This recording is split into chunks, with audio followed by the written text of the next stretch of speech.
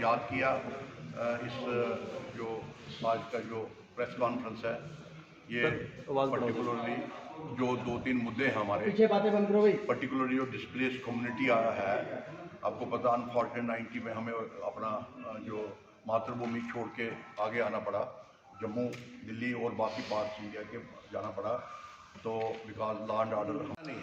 और जो मुझे पता है ये एलजी साहब ही कर सकते और कोई नहीं कर सकता उसमें, या जो इस वक्त हमारी टीम है एलजी साहब की, चाहे वो स्पोर्ट्स की है, चाहे एडमिनिस्ट्रेशन की है, अंडर चीफ सेक्रेटरी हमारे नेक आदमी है, इसी तरह जो बाकी डिवकाम जम्मू है, डिवकाम कश्मीर है, सब अच्छे लोग हैं, एक टीम बहुत अच्छी है।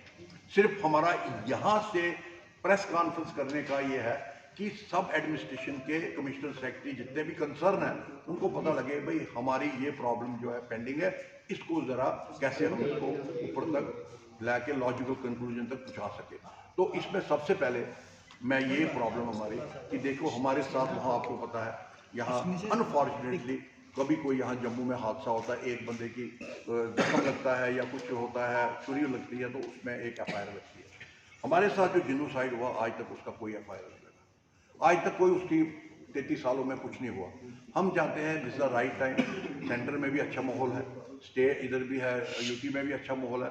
हम चाहते हैं चीफ सेक्रेटरी एलजी साहब इस पे वो करें और हमारा जो है एक गवर्नमेंट ऑफ इंडिया से सुप्रीम कोर्ट का रिटायर्ड जज को एक अपॉइंट करके एंगेज करके इसमें एक सीट बनाए और इसकी इंक्वायरी होनी चाहिए। ये क्या हादसा हुआ, मतलब क्या क्यों हुआ हमारे साथ, ये कौन पॉलिटिकल पार्टी जो उस वक्त डिस्पेंसेशन में थी उनका क्या रोल रहा हमको निकालने में, वहाँ से पॉजिटिव रहा या नेगेटिव रहा, उसकी एक इंक्वायरी ज़रूर होनी चाहिए।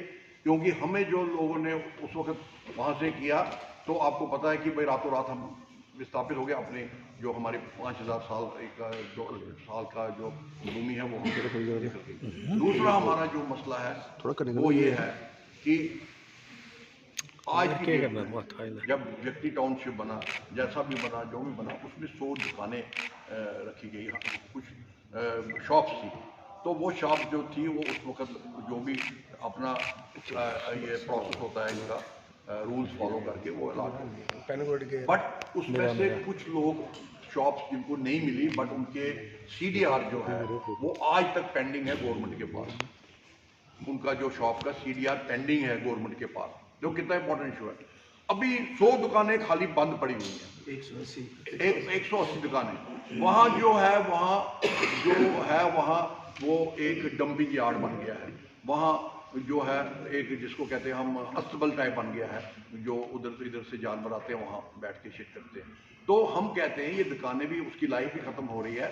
हमने बड़ी दफ़ा रिलीफ कमिश्नर जो पुराने थे उनको रिक्वेस्ट की, पुराने जो कमिश्नर सेक्रेटरी थे रिलीफ के डिजास्टर मैनेजमेंट, उनको रिक्वेस्ट की, पुराने चीफ सेक्रेटरी को रिक्वेस्ट की कि भाई यार इसको जो जिनकी सीडीआर है उनका सीडीआर है उनको अलाट करो, जो भी फॉर्मेलिटी करनी करो उनको अलाट।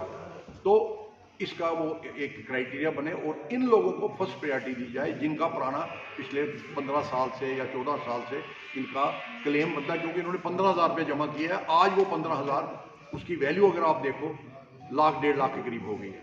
तो जट्टी में अगर उसको 1,00,000 रुपये की दुकान आप ले रहे हो, उससे पैसा 1,00,000 रुपया, उसकी दुकान अगर उधर है वो कितने पैसे कमा लेगा। और इससे सबसे बड़ा इसमें क्या है, ह्यूमन एंगल है। ये वो यूथ है जो ओवर एज हो गया है, जो नौकरी में नहीं जा सके। ये वो यूथ है जिन्होंने अपना बाग बगीचा छोड़ के आ गए, बाग चले गए इनके। ये वो यूथ है जो वहाँ मेडिकल शॉप, उनके फादर मेडिकल शॉप चलाते थे तो उनको था मेरा बेटा बैठेगा इधर, वो चला गया। तो इन्होंने सारा खो के यहाँ आए उस बुरे हाल में। तो अब इनका हक बनता है, मैं गवर्नमेंट के रिलीफ कमिश्नर से, चीफ सेक्रेटरी से रिक्वेस्ट करता हूँ, इनका जो है ये मसला इमीडिएटली ऑन टॉप प्रायोरिटी, इसको जो भी प्रोसेस बनता है इनसे जो भी आपने लिख के लेना लीजिए, बट इनको दुकान वहाँ मिलनी चाहिए जो बंदे पुराने हैं। नवों के लिए जो आपने अपना यार्ड स्टिक बनाना है, जो रूल्स फॉलो करने के कीजिए, इनके लिए भी एक वो कमेटी में फैसला ले लीजिए। नंबर 2 सबसे बड़ी चीज़ है कि भाई अब आपको पता है जब माइग्रेशन हुई उस वक्त राशन कार्ड बने। अब एक फैमिली में 3 बच्चे थे, एक चला गया दिल्ली, एक चला गया बम्बई, उन्होंने किया अपना नौकरी की, किसी ने इंजीनियरिंग चला गया, उधर ही रह गया। तो इसलिए वो जो राशन रजिस्ट्रेशन थी उस पर बड़ी टाइम टू टाइम वेरिएशन आ गई। अब अगर आज की डेट में कहूँगा मैं एक को, भाई तेरा बच्चा तो बाहर है, तू तो उधर इधर 3 थे, अब 2 है, वो है लाइट है, अब मुझे रिकवरी करो। मैं कहता हूँ उससे समाज में खलबली मचेगी।